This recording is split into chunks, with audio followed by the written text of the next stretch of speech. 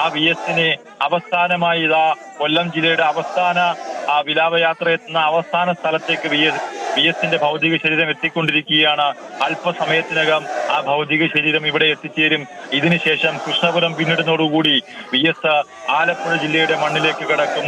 അവിടെയും നമുക്ക് KPCC junction, അതുപോലെ കായംകുളം ബസ് സ്റ്റാൻഡ് എന്നിവിടങ്ങളിലൊക്കെ തന്നെ വലിയ ജനപ്രവാഹം വി എസിനെ കാത്തിരിക്കുന്നു. തങ്ങളുടെ സഖാവിന് അവസാനമായി പുഷ്പങ്ങൾ അർപ്പിക്കാൻ, അവസാനമായി മുഷ്ടി ചുരുട്ടി മുദ്രാവാക്യം വിളിക്കാൻ ആളുകൾ അങ്ങനെ കാത്തു നിൽക്കുകയാണ്.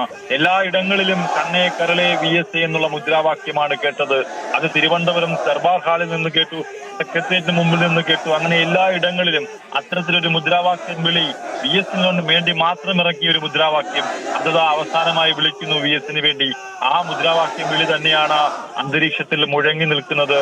ഈ പ്രതികൂല കാലാവസ്ഥയിലും ആയിരങ്ങൾ എല്ലായിടങ്ങളിലും കാത്തു നിൽക്കുന്നു. മഴ നനഞ്ഞ് കാത്തു നിൽക്കുന്നത് കണ്ടു. അങ്ങനെ എല്ലായിടങ്ങളിലും വലിയ പ്രതിസന്ധി അതിജീവിച്ചുകൊണ്ട് ആളുകൾ നിൽക്കുന്നു. അങ്ങനെ തങ്ങളുടെ പ്രിയപ്പെട്ട നേതാവിനെ, വിപ്ലവകാരിയെ, ആർജവത്തോടുകൂടി തീരുമാനമെടുക്കുന്ന ഒരു നേതാവിനെ നഷ്ടപ്പെട്ട ദുഃഖം പങ്കുവെക്കുന്ന നമ്മൾ കണ്ടു.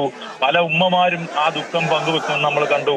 ഇനി ഇങ്ങനെ ഒരു നേതാവിനെ കേരളത്തിന് കിട്ടുമോ എന്ന് പലരും നമ്മളോട് അവരുടെ ആകുലതകൾ പങ്കുവെച്ചു. അങ്ങനെ തങ്ങളുടെ പ്രിയപ്പെട്ട നേതാവ് ആശുപത്രിയിലാണെന്നറിഞ്ഞപ്പോഴും തിരികെ വരുമെന്ന് വിശ്വസിച്ചിരുന്ന ആളുകളുണ്ട്.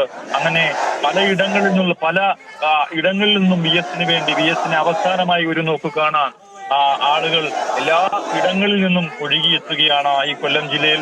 എന്തായാലും ഇപ്പോൾ നേരം വെളുക്കുന്നു. നേരത്തെ തീരുമാനിച്ചത് പ്രകാരം പുലർച്ചയോടുകൂടി കൊല്ലം ജില്ല വിടുമെന്നാണ്. പക്ഷേ ഇപ്പോൾ നേരം പുലർന്നു, ഏതാണ്ട് 6:30 കഴിയുന്നു.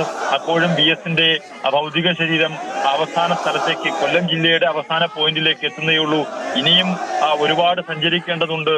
അദ്ദേഹത്തിന്റെ വലിയ ചുടുകാടിലേക്ക്, അവസാന യാത്ര നടത്തുന്ന വലിയ ചുടുകാടിലേക്കും അദ്ദേഹത്തിന്റെ കുടുംബ വീട്ടിലേക്കും ഇനിയും ഒരുപാട് സഞ്ചരിക്കേണ്ടതുണ്ട്.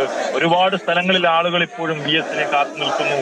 ആ കാത്തുനിൽപ്പ് ഇനി എത്ര മണിക്കൂർ നീളുമെന്ന് വേണം ഇനി നമുക്ക് കണ്ടറിയാൻ. സേതുലക്ഷ്മി.